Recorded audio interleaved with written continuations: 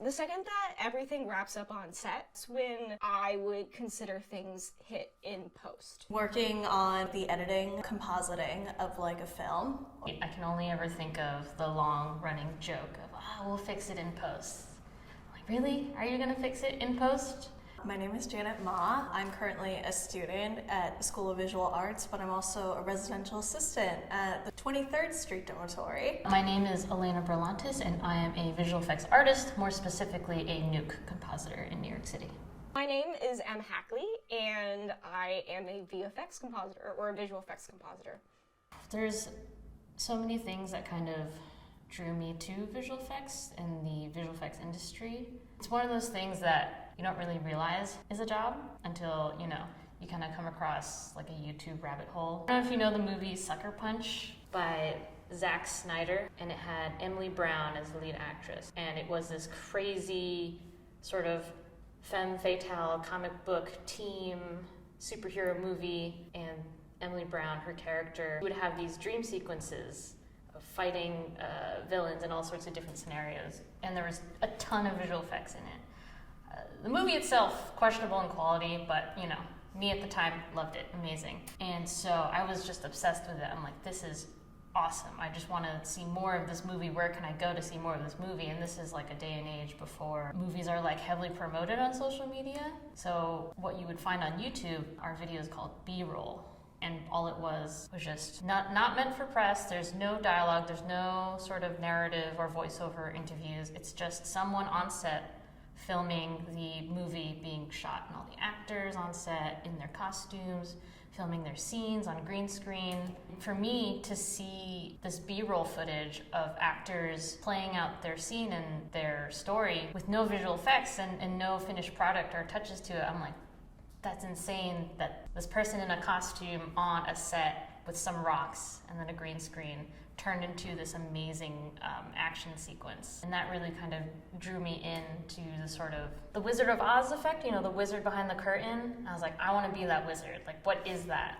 So I just kind of got more and more obsessed of like, I don't understand how any of this works, so I'm just going to learn it. And so now I'm here, and now I know too much.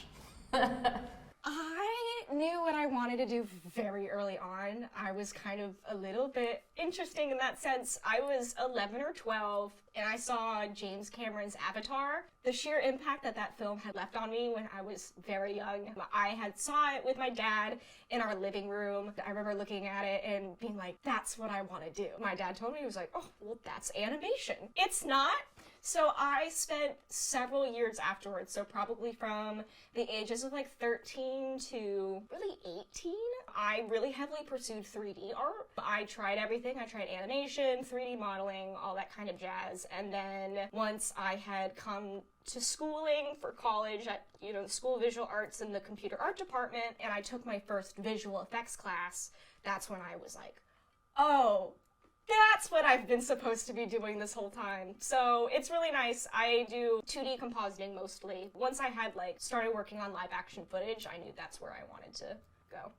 I've always really liked animated films as a kid, the classic Disney, any Nickelodeon show. Actually, I was definitely more of a Disney Channel kid. I wasn't really allowed to watch SpongeBob, surprisingly. My mom thought he was really annoying. I did watch a lot of the more darker shows like Billy and Mandy. Obviously, a lot of the Disney movies, I was obsessed with The Little Mermaid, Mulan, obviously because I'm Asian. But yeah, just any of the Disney movies I probably have watched, the Renaissance era.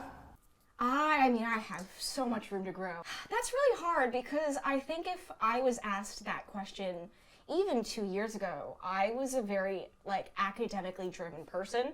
So academic success and having the best grades was the objective end all be all to me. I sacrificed a lot of my social life and physical life over the course of the past 10 plus years in schooling. But as I've gotten, my internship and as I've been working at Framestore, and my emphasis on schooling and the sheer importance of grades has started to kind of shift for me. I've been doing a lot of self-reflection on what I would deem to be kind of successful. And I think largely, and as like corny as this sounds, it's just to kind of be happy and at peace with what I'm doing. I'm not built for the 9-to-5 work type force, and I'm going into an industry that famously overworks their artists.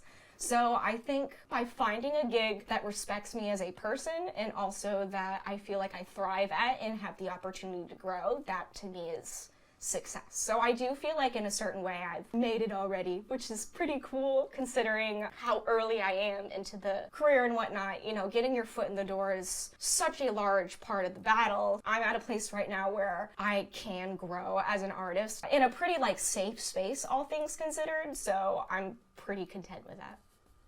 I definitely have more time to improve in the industry because there's really just like so much to improve on, because although I consider myself a decent animator, I wouldn't consider myself that like professional because I am still just a student even though I am about to graduate, which is kind of scary if you think about it, because I have yet to ever do like an internship. I mean, I've been applying, trust me, and it kind of seems like it's harder to get an internship than an actual job, which is kind of strange, to be honest. You think that it'd be easier, but you know. I try not to think about success. There's so many different levels of accomplishment in this industry, and visual effects, animation, you know, even just film or any sort of artistic industry. Because once you start to define success, then you feel like that's where things end. For some people that can be, you know, a good goal to have, or something that just brings about fear, anxiety, envy. And especially as someone who isn't a white male, like white cis male, I have definitely seen the disparities in opportunities for someone like me versus someone like a white male. Like if you look up VFX creative director, they're all, you know, you can imagine. God bless them, they're all very talented, but you gotta, you know, sometimes just have a laugh about it. So I try not to think too hard about success, mostly because my baseline of success is just existing and earning enough to be happy. I'm not trying to be like, oh, I need to make $1 million to be happy, but I just want to be who I am and be good at what I do and help others see that, you know, they can do it too.